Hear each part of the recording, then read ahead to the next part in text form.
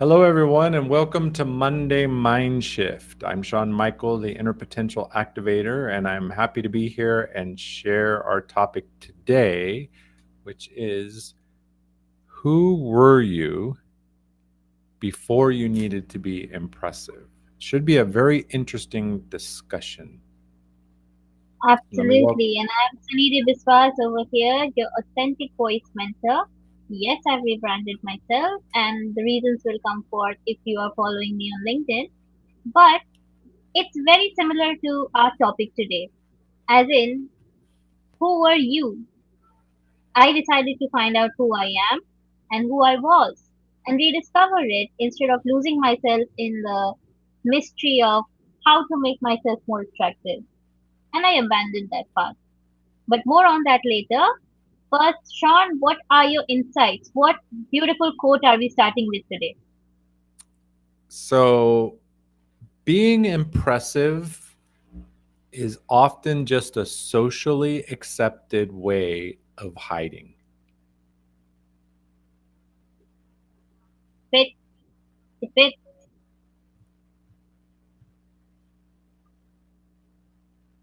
It is fitting, isn't it? yeah. It kind of reminded me of a very small fact that when I was a kid, I used to say that I like chocolate because it's socially acceptable. Everybody likes chocolate. I mean, who is the weirdo who doesn't like chocolate? But I grew Right. up and I realized that it's okay to say that I don't like chocolate. It's not my favorite flavor. I don't like getting chocolates when I go to birthday parties. And then my teenage self started saying it out. But when I was a kid, I thought that, oh no, I have to fit in. Yes, I And love the that's quote. I Yeah, I love the quote from Christopher Robin and Winnie the Pooh. I think it's no, it's from Dr. Seuss. it's okay. Which one? Why fit in? You were born to stand out. And I might have mangled that, right? 8 billion unique souls, 8 billion plus unique souls on this planet. We don't have to be like everybody else. Hmm. Yeah, why We fit all in have when you our were born to stand out? we all have our strengths, our talents, and things that make us special and unique and beautiful. Why turn to a template? Yeah, it is Doctor. I was wrong. It's Dr. Seuss. From one of my favorite books.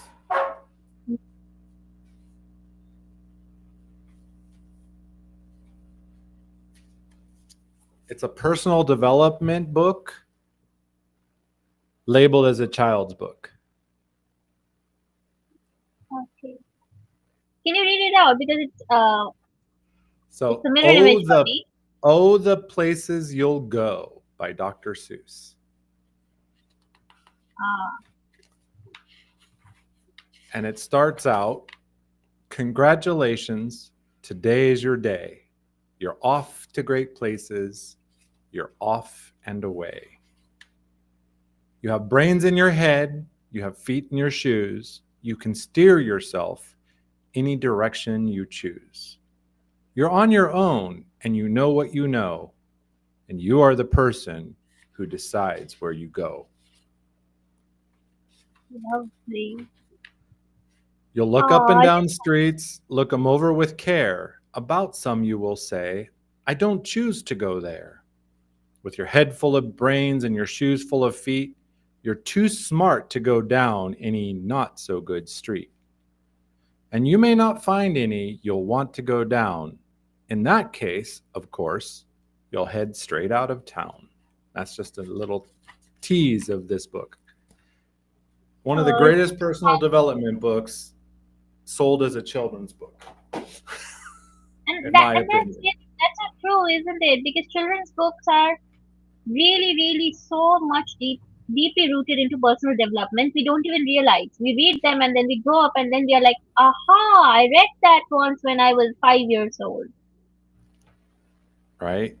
Because the truth is, most of us, all of us, especially high performers, high achievers, we don't start with a desire to impress. When we're tiny babies, we don't have to impress, right? I love the little quote, like when you see a baby, you love it. Everybody loves it. Why? What did the baby do? Nothing. Nothing. It exists. It exists. And then my follow up is, so what changed?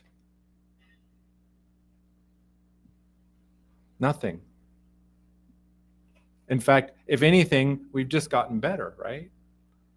We've learned skills, we've developed our talents. I think it's the whole fact of us learning that we want approval, whether it's a smile from our parents when we are absolutely little kids, or whether it's the star that the teacher would give in your homework. And slowly by slowly, we are geared towards a certain way of being that we keep seeking approval and validation. And slowly we lose the uniqueness that makes us us. Right. And yes, just don't flash. Okay. And the truth is we don't start where the approval matters most. Awesome. Ourselves, exactly. Right? Over time, performance becomes our protection. Just do better, right? Often it becomes perfectionism. I have to make it perfect because I've got to impress dad. I've got to impress the teacher. And we start It shaping ourselves, then hit imposter syndrome, right? Because rejection sensitive dysphoria. what if I can't maintain that standard? Yeah, what if everybody leaves me? What if I fail? The fear, the anxiety that claws Well, into our throats. yeah, and I don't even like to say imposter syndrome because, syndrome implies that it's pathological. Like, some disease. It's natural human development, right? We start to believe we have the imposter thoughts, the imposter phenomenon. But some people take it to an extreme. Like I know that I took it to an extreme at one point before my life coach stepped in and she was like, "Why are you doing all these certifications? You don't need them."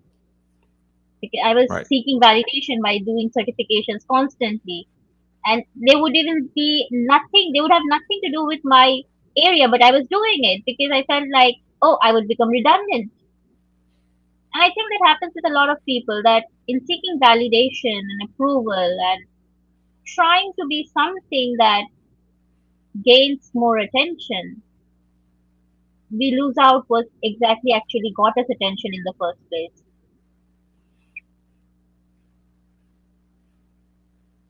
Interestingly,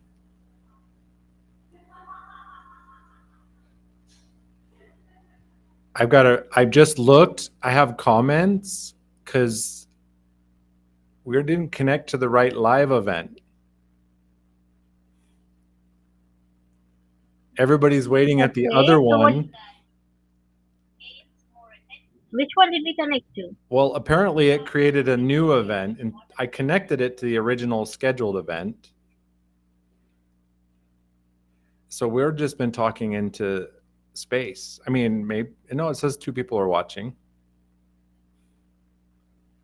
No problem. You can share the link for the people over there, right? Yes, I'm going to post Because it this one right already now. has 9 Yeah. minutes recorded.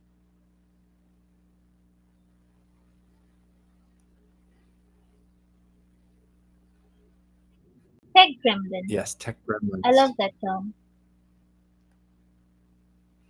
I'm posting it now. Somehow it gives me the image of the Smurfs, but the Smurfs looking weird.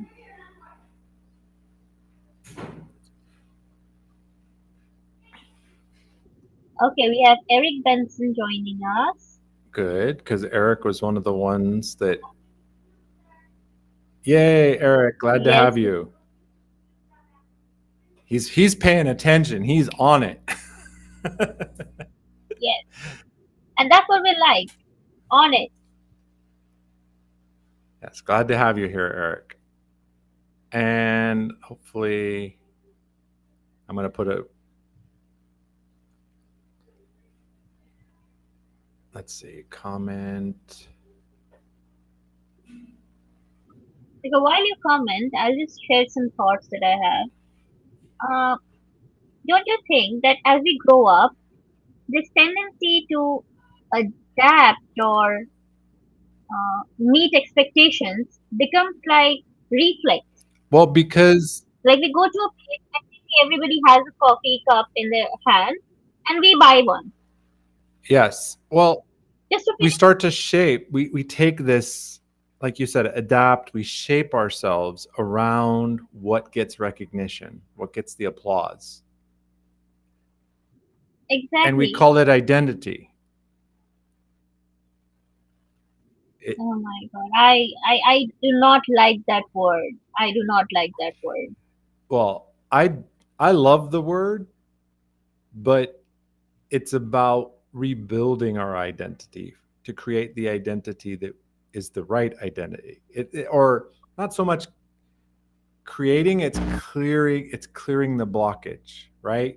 Before I went live, I was sharing with Suniti that over the weekend I had a plumbing issue where water was not going out. In fact, there was water coming in to the house, and I don't know where from. Like, I turned off the water to the house, there was some kind of blockage, and not only was the sink's not draining, the bathtub's not draining, the toilet's not draining, nothing was draining. I was taking water out of the drain system, and it was filling up as fast as I could take it out. Right? All that work, I worked on it for like an hour or two, and it did nothing. And it's a lot like trying to do surface level work on ourselves. If we don't dig in and find the hidden blockage, it's fruitless, right? Absolutely. And it's very important to first recognize when you are slowly becoming something you are not. I think a lot of us get stuck in actually recognizing the point where you cross the line of not just meeting expectations, but molding yourself to expectations. Yes. It's okay once or twice to just blend in, to like like they say, when in Rome, do as Romans do. Fine, do it once in a while. But if you completely adapt, that's cultural appropriation, I guess. Right. Or, you're we could call it identity appropriation. You're trying to fit an identity that is not yours. Absolutely. Mr. M made it. Yay. So the other thing is sometimes success actually becomes a disguise, right? Because the world celebrates the image, right? How many followers we have, that we share our travel photos or whatever, and they're like, wow, look at him, look at her, they're doing this, they're doing that. We start to become fluent, as you said, in what people expect, but we forget our own native voice.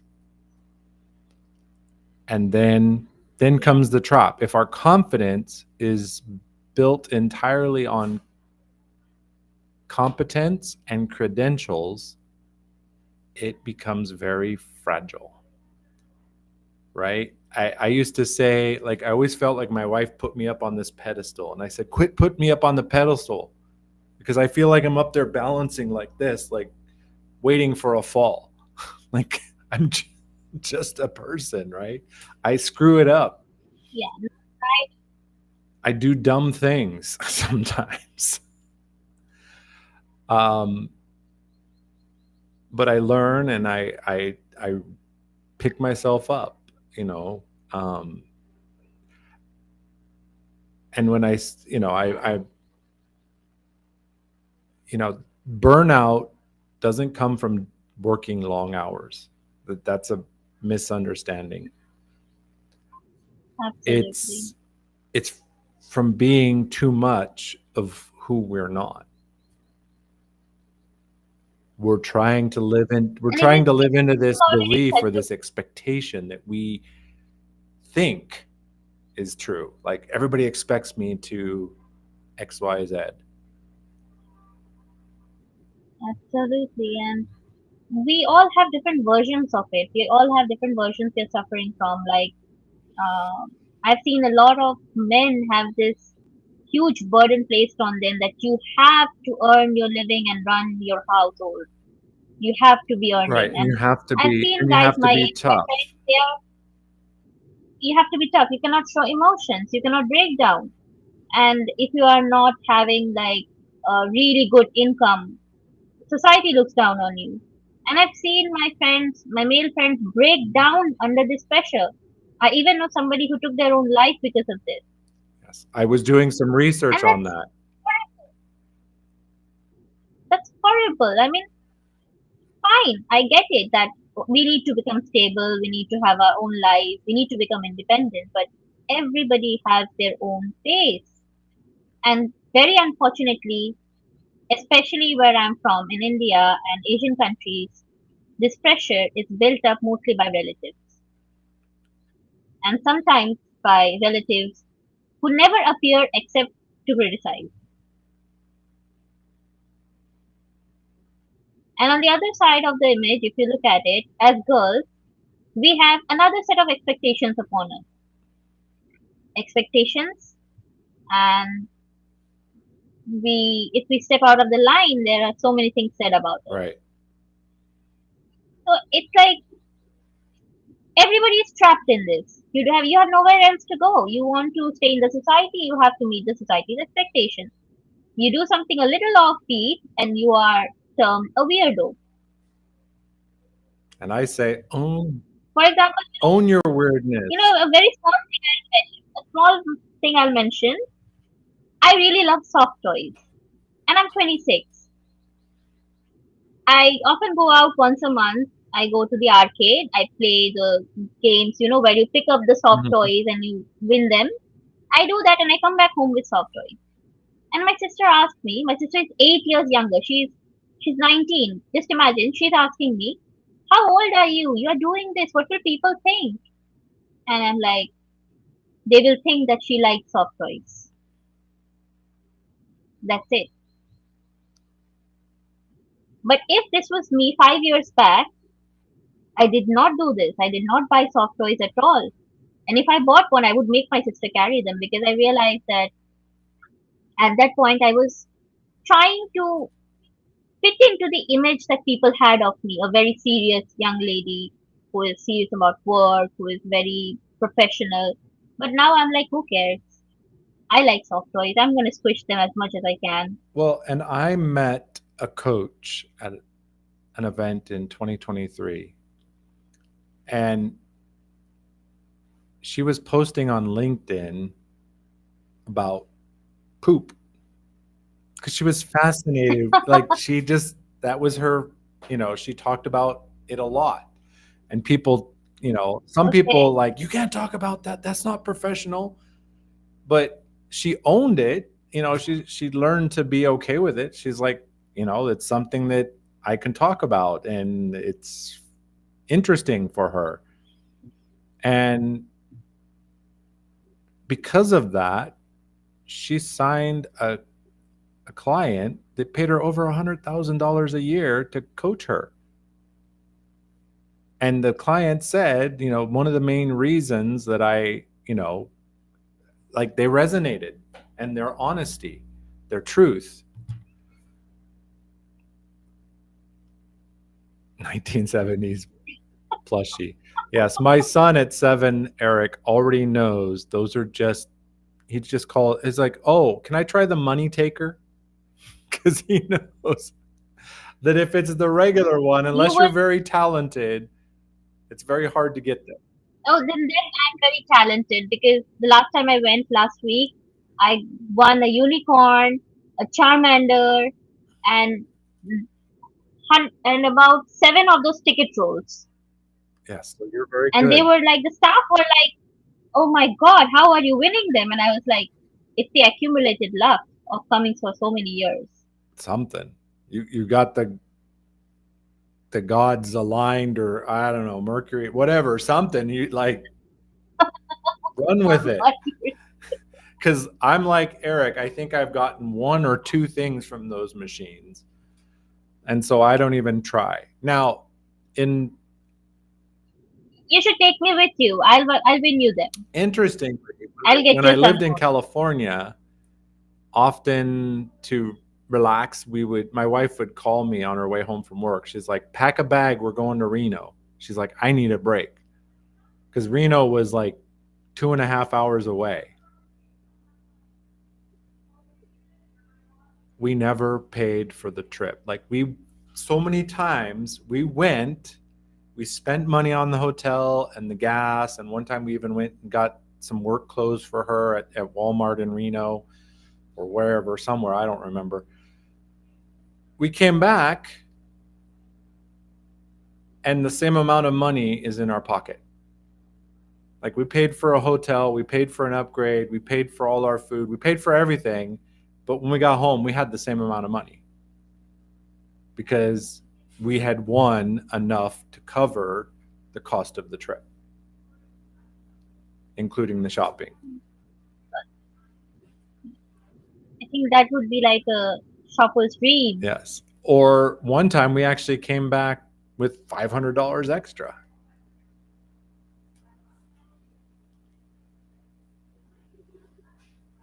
Talking, okay, I'll have to look that up, Eric.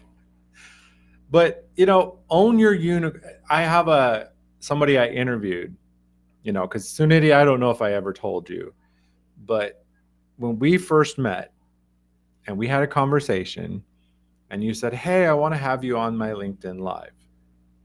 And I had so much fun with that.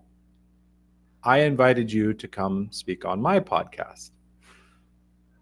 And also, that was a joy. And I was like, this is fun. So I started inviting other people to come. And one of the people, she was a brand strategist, and she wrote a book called The Unicorn Factor.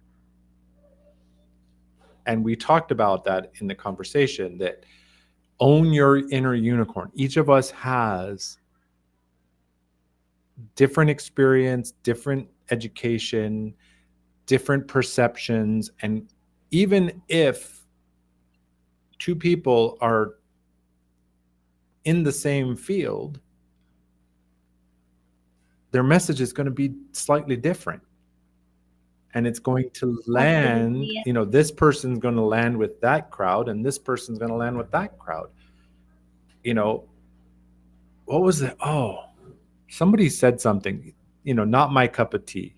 I'm not everyone's cup of tea. And I always say, well, I'm coffee. I'm in Guatemala. I'm coffee. I'm not everybody's cup of coffee. Wait. Somebody said that Was last that last time? time. Yeah. They said it perfectly. I can't remember what they said. But The person who said savor the flavor, I forgot his Kenneth. name. Yes, he said it. I remember it because he said, "I am not anybody's cup of coffee, this. And there were so many things over there. And I remember that comment. Yes. Now, here's the reality. So we talked about identity and you went like I pulled out a cross and you're a Identity and, vampire. identity and labels. Oh my God. That's like stepping in on a mine. What if I say this? Coming home to yourself is not regression, but reclamation, That's absolutely true. right? It's not about throwing away what you've built. It's about reconnecting with your core, with what's underneath all that junk that we've added on over life. It's not about lowering ambition, right? It's not like you can still be ambitious. You can still rock at what you do and be impressive and win accolades and all of that. but it's about being less performative, right? You're not doing it for the applause. You're not doing it for the recognition. You're not doing it for the atta boys or the atta girls, right? Because when you stop outsourcing your worth, then you start to experience wholeness. Yes. And you know, one thing it just reminded me of, I often ask people I'm mentoring or coaching that why are you not choosing to be happy? This is a question I ask them all the time and everyone I work with, and they are like, oh no, they will not like it. Oh no, my boss will not like it. Oh no, they will not. I'm like, okay, but you will like it, right? You will be happy. And that's so important. You'll be And happy, you'll I be highlighted it aligned because somebody, with yourself. I told you this because somebody just turned it back to me. A few days ago, a friend of mine, Chirdeep Patra, he's a life coach as well. He was asking me about things I had done, and I told him that I used to write poems, etc. And he said, okay, why don't you publish them? And I was like, I'm a coach, I can't publish poems. People are not expecting that from me. And he's like, Says who? why do you need to be happy? And he turned my dialogue back at me, and I was like, I always wanted to be a published writer, and why should I not publish the poems, the hundreds of poems I've written? So this is a small bit I wanted to share with you and everybody here that actually the book is being compiled and it's going to be published. It's already been given to the publication. 45 poems of mine are going to come out in a book called For When No One's Listening. Love it. And it has nothing to do with my genre or my work. It's just Sunili. That's all. It has nothing. So It I has did it because nothing, but it has me, everything to do with that.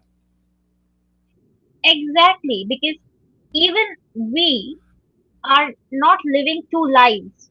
It's us. It's a single person who is doing everything. So it's like an all encompassing effect on everything we do. Right. It's about, And welcome Jackie yes, Halbert. I'm excited to We have are glad you're Jackie here here. as well. We usually like I miss Jackie's and Jackie misses mine, we're like doing this all the time. So to actually like Not today. I got to join one of hers recently and here she is in ours. So welcome Jackie. Glad to have you. And I put a question on there, right? What if the most radical thing you could be is unpolished, unbranded, and fully aligned? And it connects right with what you were saying, Suniti. Do you want to be happy? Exactly. Right? Because when we And squash that part of ourself, it it's like swallowing a bitter pill. it never feels nice. It never feels natural because you have to manually do it. You have to force yourself into a mold that is set up by the society or the people having expectations. Eric brings up a very good point. I'm going to share that on screen because that question just be what don't you want to be happy? It can be very triggering for people because for the exact reason he shared, right? Exactly, I relate to it a lot because when I first had depression, which was more than a decade back, my parents always told me just be happy, smile, drink water, open the windows, go out. And I was like, you're not getting what's happening. That does nothing for me. And it was a horrible feeling and it made me feel even more lonelier because nobody was getting what I was feeling. Yes, and that's a core for as humans, right? We I want to be absolutely heard, understand your wife. right? We want to be heard and understood. Absolutely. And And we are all social creatures. We want people to be there for us, for who we are, not who we are pretending to be. That's Right. exhausting. It was similar for me growing up, like emotion was,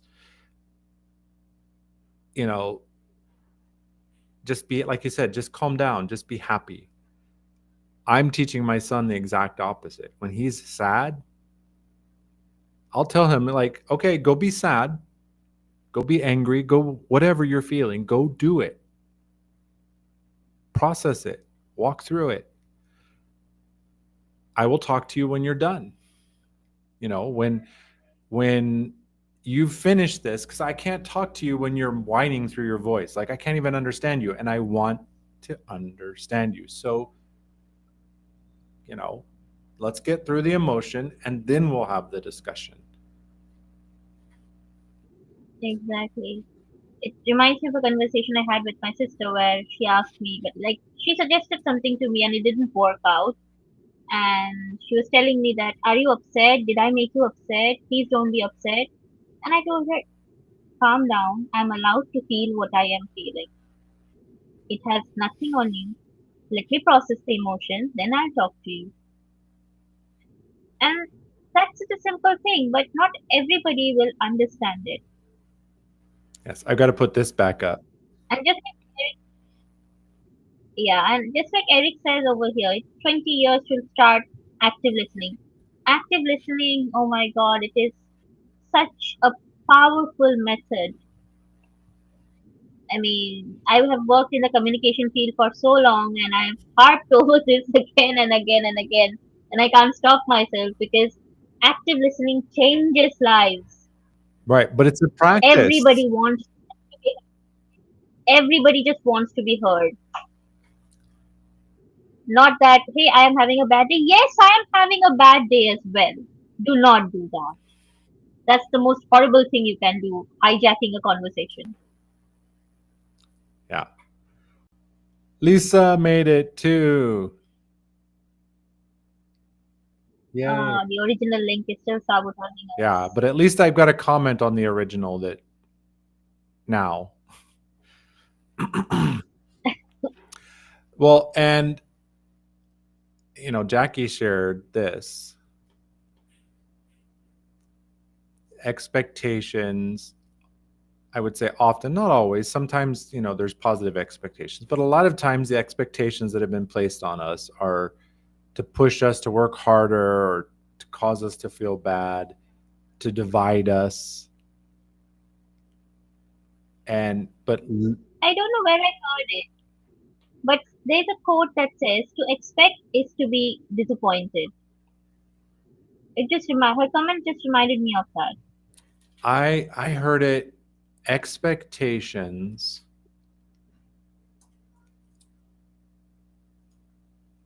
are,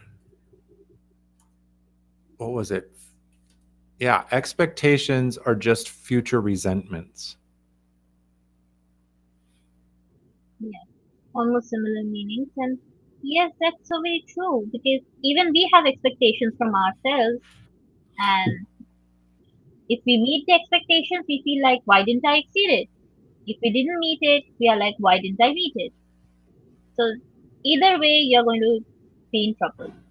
Yes. And Eric spelled out active listening the way he does it. Listen, restate what you think you heard, ask the person you're listening to correct you if you did not hear it correctly, and let them keep talking. And I was just getting the bullet points.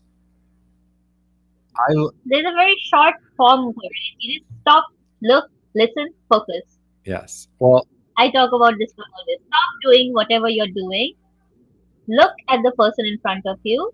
Listen to them and focus on what they are saying. Just that. Stop, look, listen, focus. And active listening is done.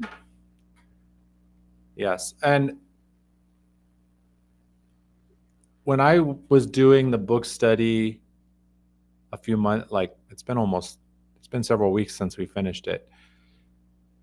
We were studying nonviolent communication, and it's a powerful right? It's about not just active listening, but listening accurately from a place of observation, not evaluation, right? Because we often, right? Oh, you look mad. That's an evaluation. A better way is, how are you feeling? You don't seem to be like yourself. That's a suitable observation. You don't seem to be like yourself. I'm not evaluating what you're feeling. I'm just saying, like, you aren't looking your usual happy, jovial self.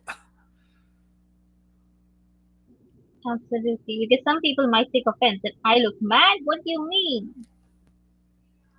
Right. Because you're putting your evaluation on that person, and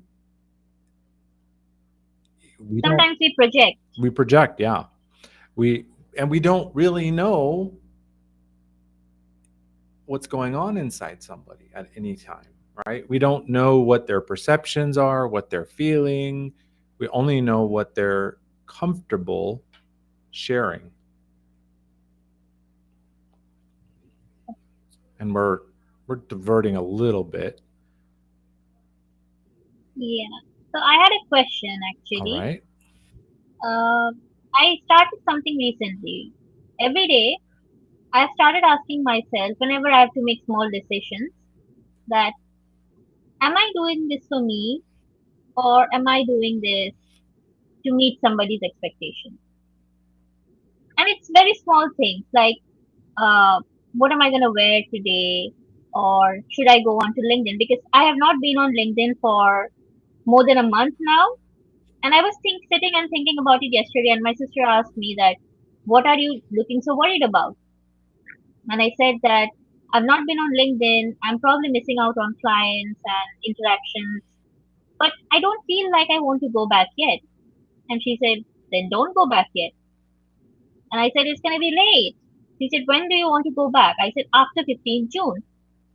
And then I realized, yeah, I want to go back after 15th June. And that's it. That's it. Decided. So that's the thing. I want everybody also to think whenever you're making a decision that are you making it for yourself or are you doing it to meet some expectation somebody has from you? Because if it's only the expectation and it has no point in making you happy, it's going to upset you later. And I am a very strong believer of not having regrets. I do not have any regrets. I'm very, very proud of myself that I've been able to say it and I can say it with full honesty. So don't do things that you're going to regret later. Please think about your own happiness. Ask yourself, am I doing this for me or am I doing this to meet somebody's expectations? I did not say that don't do something for others. Of course, do something for others. We do things for others a lot. That's called helping others.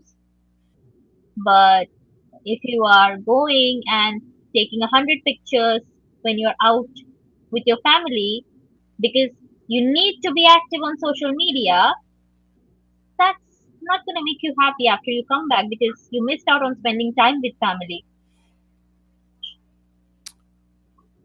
So think. Right. And using NVC, going back to the listening, because it's still, if we are understood, like often we're developing these expectations of who we should be because we're not listening. We're not having a conversation to find out, we've projected, oh, they think I need to be more professional because I'm on LinkedIn, or I should be on LinkedIn. Like, who said that you can't take a break? Exactly. And you know, a very funny story happened when I was very new on LinkedIn and I was trying to get somebody to manage my profile because I was not getting Mhm. time. Somebody asked me, I'm going to make you the next XXX. And I was like, what? And he said, yes, you know, he's so famous in India. He's the top communication coach. And I just stared at him for 2 minutes, and the guy was getting very nervous. And then I said, I would hate to be the next version of anybody. Thank you very much, but I would like to work with somebody who will make me more visible to people instead of making me a copycat. And I spent the whole day fuming mad because this person made an assumption. And it's going to sound very silly, but it makes us mad. Think about it, Sean. Doesn't it happen to you if somebody makes an assumption about you without actually asking you about something? We all really want our unique selves, our true selves to be appreciated, not what somebody else has a perception as. Right. Because often that, if we don't have the conversation with them and we don't Mhm. listen effectively, I had this conversation before, like saying, actually saying, when you say this to me, I feel this way. I statements. Right. And we were able to talk through it. Like, that's not the perception. That is not what this is. But it opened the door because there was a clear communication, and both parties, I would even say there's a difference between being heard and feeling heard. Absolutely. So I have a question right now here for the audience, those who are listening. Um, if you think right now, okay, take a minute and think and let us know what part of you right now, what part of you or habit of you feels fake or overdone or something that is not really authentic to you, but you're still doing it. Sean, why don't you go first? Well, this is something that I work on regularly, evaluating and clearing the fakeness away and being okay with that. If it means that someone unfollows, or I it's made me better when I publish my podcast episodes because I'm sharing the message, and I know for some people it will land, some people it will not land, but I'm not going to be fake to to make people happy. I'm not going to be nice. Nice is such a boring word. Right? Kindness, I will I'm happy to show know you. utmost kindness, but niceness, for the sake of niceness, not going to happen. And I'm glad to recognize that Sherilyn found us. Took her a minute, but she made it. I apologize to everyone. I don't know what happened. We went live. I thought everything was connected. And then I looked at the event and it said, starting soon. And I'm like, okay, something's wrong. This is not working. Yes. And I look forward to others' answers as well because take your time and think what thing, what habit, what activity you do that feels fake or overdone or not authentic to yourself. Because if you do this evaluation every day, slowly by slowly, you are going to find the peace that you want. Because we all just want to be our true selves and to be loved for it. Absolutely. And I just dropped a similar question in the comments. Like I had sent it and I'm like, wait a minute, that's very similar to what Suniti just asked. Yeah. And I would love to answer your question, and the answer is probably going to make you sad. What did that version cost me? It cost me my smile. You see me interact over here, you see me smile a lot, but when I am off camera, I hardly smile. It's only very recently that my sister has come back that I'm smiling again. But in the middle of all that hustle work that I was doing, even a month back, I had stopped smiling completely. It was only when I was in a session that I would put on a bright smile and ask everybody how's everybody doing. And the moment the camera goes off and we are on a break or something, I'm like poker faced. I just didn't feel anything, which was bizarre because I'm a very emotional person. And I love to laugh, I love to make people laugh. So would you say the So cost was higher than the gain? the cost was exorbitant. It's something I cannot imagine paying again ever in my life now that I've got it back.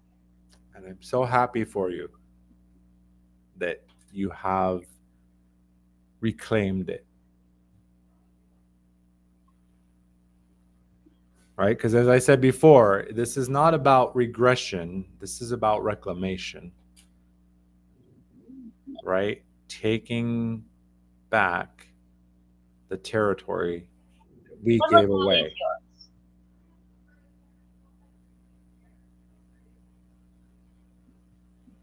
And I would even say, Sherilyn says, until someone else is paying for my mortgage, I live my life 100%. Even if someone's paying my mortgage, I will still live 100% authentic because, Well, I kind of actually do that because it's my dad. right? But, you know, shouldn't we be able to be authentic because we want to be authentic? That's the other thing. I did an episode on this.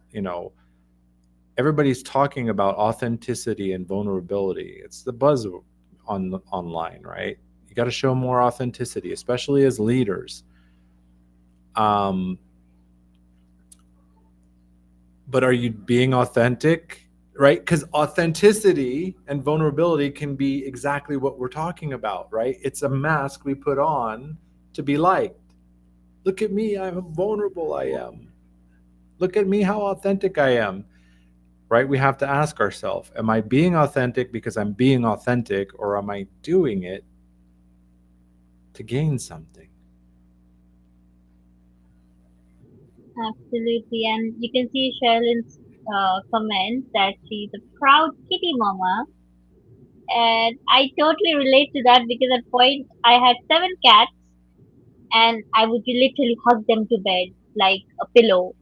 And the purring, they say the cat purrs can be healing. They It's actually been trying to proven. heal you. It's been proven that that frequency of the Yes, purr. Well, and I read a study about why cats purr. Everybody's like, why do they purr? And they say, oh, it's because they're happy, they're content, they're well cared for. It's actually self they're healing. trying It's to their teach. self healing ritual, right? Especially if you And have a that's so Tom. nice. I have a tomcat, and like we usually keep him pretty protective, but and whenever my wife hears cat fight, she's like, "Where's my baby? Is that my baby, or is the baby in the house?" But yes, the purr is it's physically healing, it's emotionally healing. It's very, very powerful. And just look at it, how smart they are, that they are looking after themselves, which we humans, the so-called intelligent creatures, don't do. Yes, we tend to neglect it, don't we? Yes. And I'm realizing that And we do it expertly. we are 5 minutes from the top of the hour, and I forgot to turn this on Oh to invite no. people. Tod- Today has been a jumble of a lot of things, but it's still been fun because people came and we had a People conversation. made it even And with let's, the link glitch. yeah, the tech The gremlin. tech gremlins, yes. All right. If you want to come up and share your voice, we'd love to hear from you. If not, we 100% understand. Yes, and videos are not compulsory. You can keep your Yes, videos off. absolutely. Uh, we are not tyrants. We are very liberal. We are very open minded. As I've been saying recently, you be you everywhere. So if that means you're good with being on video, which I am, like my personality type when I did the 16 personalities, What did you get? entertainer. Okay, I'm an INFP. Yeah, I'm an Medium. ESFP dash A. Oh, I'm an INFP T. Turbulent. Turbulent. INFP. So you like to read a new, yeah, I actually have a chart over here on my wall, happiness hacks. Yeah. And so it breaks down Okay. every personality type. It says INFP, read a new book, write a short story or a poem, paint or draw, even if you don't think you're good at it. Those are the exact things I do whenever I need a little Thank you for something to joining jazz us, me up Eric. again. Eric said he's going to bolt on Thank you us. so much. And the final one, spend time with a pet. I need to get a pet, but I can only get one when I have my own space. My parents are dead set against getting any pet. They say that we have you.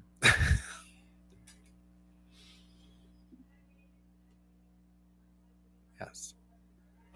So here's the big question, the question to wrap it all up. If no one was watching, who would you be?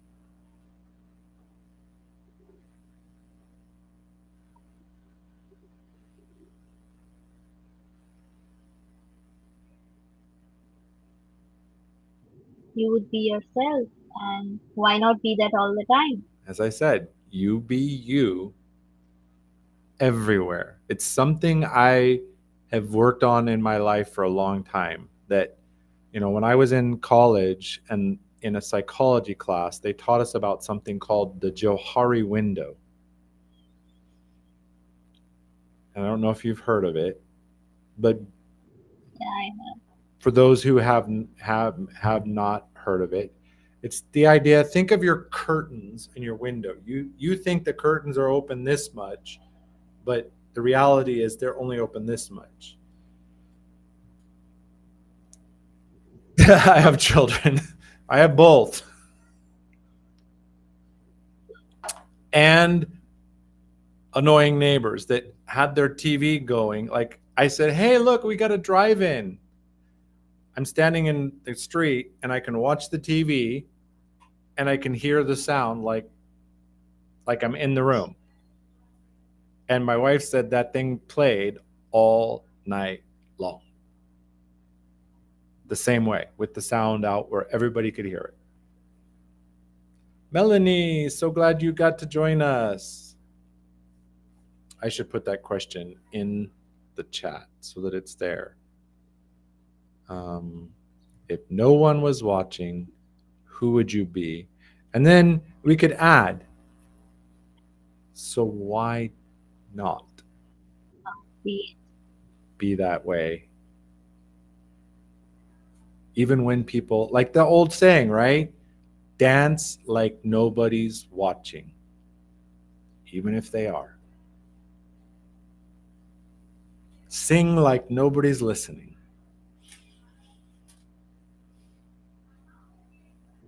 And one thing that happens, and I always think to myself, what's the worst that could happen?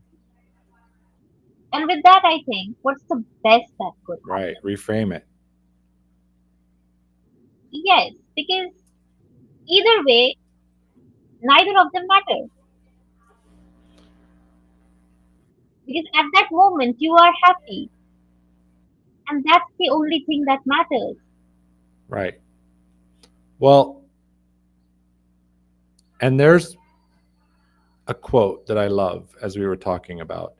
Now, it's sometimes attributed to,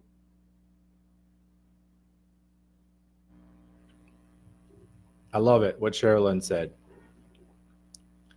She was, Yes. And I don't know why I just thought of Remus Lupin from Harry Potter. The flannel thing. anyway, the quote is, those that matter, or wait, do what you want to do, say what you want to say, because those who mind, or those who matter don't mind, and those who do mind don't matter. Yes. As I said, it's often attributed to Dr. Seuss, but there's no proof that he said it. In fact, there's a lot of similar versions, so it's even hard to attribute it to whose it Well, is. let's But not it's attack the valuable, origin of right? the word. Let's just embrace what it says. Why go into the nitty gritties of it and be so Because I technical? love Dr. Seuss. Great, but embrace the Right. moment, embrace the code. It's so nice. Yes. I'm sure Dr. Seuss wouldn't mind whether he said it or not. Yes. Do what you want to do, say what you want to say, because those who matter don't mind, and those who mind don't matter. Powerful quote to wrap us up, right? Be you, let go of all the performance and the beliefs that I have to do this and I have to be that and I can't do this there, and I understand, like, I'm teaching my son that there is no, like, the idea of good and bad behavior is not so much that's a bad behavior, it's context, right? Screaming and yelling while your parents are teaching, not a good time, it's a bad context.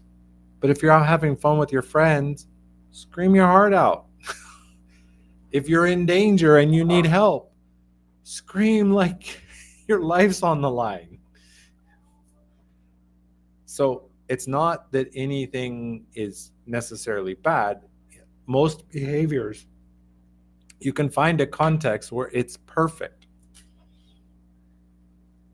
So life is about deciding, is this the right context? And also, is it making me And is happy? make me, I like that, yeah. Make it, does it I will bring you always, joy, always emphasize or is it stealing your yes. joy? Because everybody deserves to be happy, no matter who you are, what you have done. Just think about it. Is it going to bring me true, pure, unadulterated joy? Because if it does, then that's what you should be doing. You should not be doing anything else. Yes. Reclaim your Ah, core. it's so lovely. Yes. Because I had to clear a lot of junk. I'm I'm still still clearing going. I'm mine. still clearing. I have not arrived. I'm not going to say that, but it's definitely a lot better place. Absolutely. All right.